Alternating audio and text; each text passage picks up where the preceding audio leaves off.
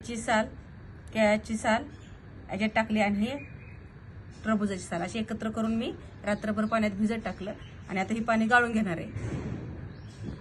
तर झाडं कशी आपली टवटवीत आणि हिरवीगार यासाठी तर बघा हे करतात ही झाडं असं मी गाळून घेतले पाणी.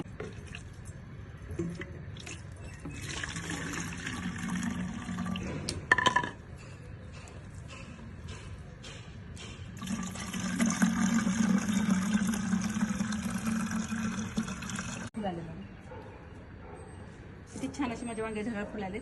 तर आता फुलं गळू नये म्हणून तर ही बघा मी काढते गावाची. त्यामुळे आता फुलं पण गळणार नाही, वांग्याला फळं पण आले छानपैकी. तर इथंच असं काही मिरची आहे, मिरचीला पण जरा टाकून घेते.